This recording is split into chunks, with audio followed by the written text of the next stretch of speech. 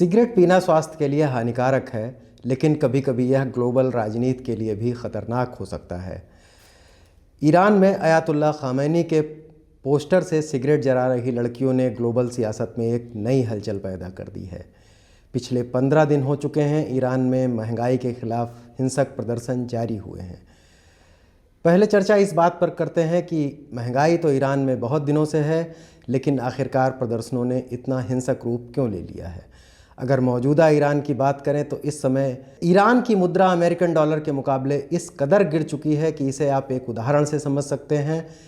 अगर आपको एक अमेरिकन डॉलर ख़रीदना है तो आपको करीब 14 लाख रियाल चुकाने पड़ेंगे। महंगाई इस कदर भया हो चुकी है कि अगर आपको ब्रेड का एक पैकेट लेना है तो आप झोले भर रियाल लेकर जाइए और ब्रेड का एक पैकेट लेकर आइए। इसी बढ़ती हुई महंगाई के खिलाफ शुरू हुए प्रदर्शनों में धीरे धीरे वो लोग भी शामिल होने लगे जो इस कट्टरपंथी इस्लामिक रिजीम से नाखुश थे, जिनमें से महिलाओं और युवाओं की बड़ी संख्या है। सवाल उठता है कि अब ईरान में क्या होगा। अब तक 658 से अधिक मौतों की खबर आ चुकी है और अमेरिकन राष्ट्रपति डोनाल्ड ट्रंप ने चेताया है कि ईरान में हो रही मौतें अब रेड लाइन क्रॉस कर चुकी हैं और अगर ज़रूरत पड़ी तो वहाँ पर लोकतंत्र और शांति की स्थापना के लिए अमेरिका वहाँ पर सैन्य हस्तक्षेप करेगा। लेकिन इस बात का दूसरा पहलू भी है। ईरान के विदेश मंत्रालय का बयान आया है कि अमेरिका से बातचीत की कोशिश जारी है और बातचीत की भी जा रही है। कुछ इस तरह के संकेत अमेरिका के विदेश मंत्रालय ने भी दिए हैं। तो सवाल उठता है कि आखिर अमेरिका क्या करेगा।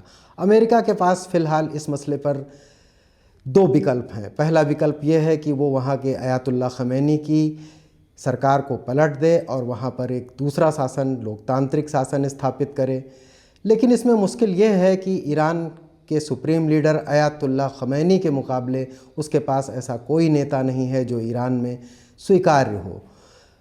ईरान में चल रहे मौजूदा प्रदर्शन अयातुल्ला ख़ामेनी या वहाँ की मौजूदा सरकार के ख़िलाफ़ तो हैं, लेकिन ईरान की इस्लामिक क्रांति के दौरान बेदखल किए गए शाह के बेटे रज़ा पहलवी, जिनको अमेरिका अभी फ़िलहाल पेश कर रहा है नए शासक के रूप में, उनकी ईरान में ऐसी कोई स्वीकार्यता नहीं दिखती है।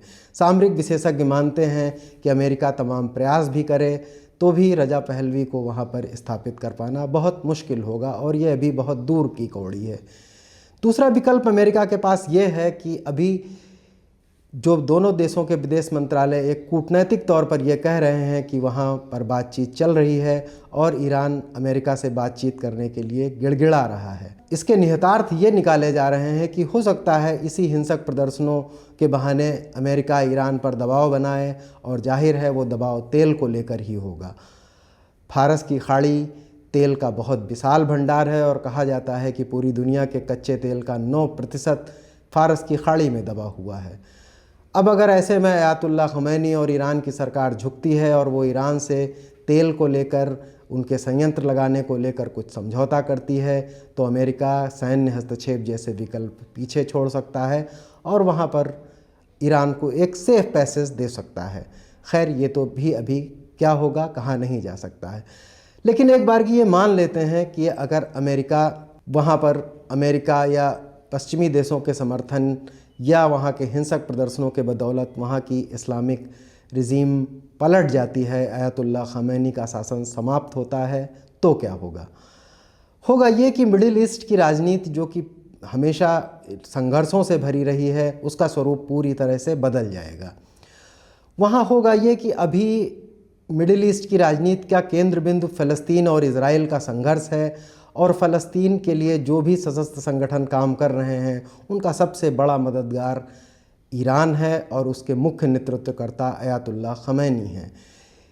इज़राइल के ख़िलाफ़ संघर्ष को मदद देने की नीति ईरान में तब जोर पकड़ी जब ख़ामेनी शासन में आए और उसके बाद से हिज़्बुल्लाह और उसके बाद हमास, शिया मिलिशिया और ऐसे ही तमाम संगठन जो इज़राइल के साथ सशस्त्र संघर्ष करते हैं, उनको ईरान बिलियन डॉलर्स की मदद करता है। अब अगर अयातुल्ला ख़ामेनी शासन से जाते हैं और उनकी सरकार का पतन होता है तो फिर ये मदद रुक सकती है। ईरान में चल रहे हिंसक प्रदर्शनों में एक नारा गूंज रहा है कि neither Gaza nor Lebanon, my life is for Iran. अब अगर इसी नारे के इर्द गिर्द सत्ता पलटती है और कोई ऐसी सरकार ख़ामेनी सरकार की जगह सत्ता में आती है जो अपनी नीति में इज़राइल के ख़िलाफ़ होने वाले संघर्ष को अपने ख़र्चों से बाहर रखती है, तो जाहिर है कि इज़राइल के ख़िलाफ़ संघर्ष करने वाले सशस्त्र बलों की कम से कम आर्थिक कमर टूट जाएगी, क्योंकि ईरान उनके बिलियनों डॉलर का मददगार है, ख़ास तौर से हिजबुल्लाह और हमास। अब इसका नतीजा क्या होगा? इसका नतीजा ये होगा कि पूरे मध्य पूर्व में इज़राइल को एक ओपन हैंड मिलेगा।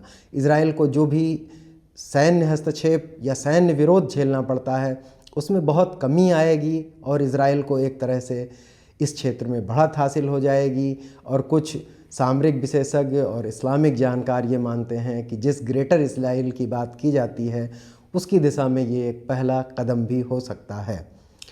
ये तो रही इज़राइल फ़लस्तीन संघर्ष और ईरान के अयातुल्लाह ख़ामेनी की भूमिका। लेकिन अगर ये अयातुल्लाह ख़ामेनी की सरकार गिरती है तो मिडिल ईस्ट के कुछ और राजनयिक मसले भी प्रभावित होंगे। थोड़ा सा इतिहास की तरफ जाएं, बीते इतिहास की तरफ जाएं तो देखेंगे कि पूरे मिडिल ईस्ट में ग्लोबल नेतृत्व के लिए या ये कह लीजिए इस्लामिक दुनिया के नेतृत्व के लिए 3 देश प्रमुख तौर पर दावेदारी करते रहे हैं। एक पहला है सऊदी अरब, जो कि इस्लाम का गढ़ रहा है और सुन्नी इस्लाम की प्रयोगशाला रहा है। दूसरा शिया ईरान, जो कि इज़राइल के संघर्ष में अपनी बहुत सीधी भूमिका के कारण ये दावा करता रहा है कि बाकी सारे देशों ने जब फ़लस्तीन को अकेला छोड़ दिया तो ईरान ने उसकी मदद की और पूरी इस्लामिक दुनिया को ईरान को नेता मानना चाहिए। एक तीसरा और देश है वही टर्की जिसकी ऑटोमन अम्पायर के नज़रिए जिसने पूरी दुनिया की इस्लामिक खिलाफत पर बरसों राज किया था। वहाँ के मौजूदा राष्ट्रपति एर्दोगन जब तब दोहराते भी रहते हैं और अपने को परोक्ष तौर पर खलीफा के तौर पर पेश करते हैं।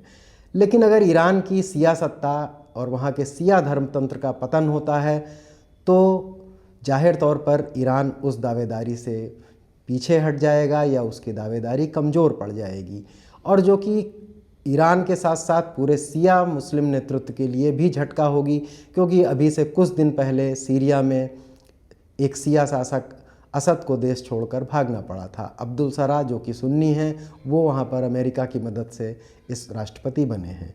इस तरह से जो शिया नेक्सस सीरिया के थ्रू सीरिया और ईरान का जो शिया नेक्सस था वो कमज़ोर पड़ेगा और सुन्नी देश तुर्की और सऊदी अरब इस दिशा में आगे निकल जाएंगे। इज़राइल के मसले पर भी सऊदी अरब का रवैया बहुत उदासीन है, जो कि मोहम्मद बिन सलमान के सत्ता में आने के बाद हुआ है।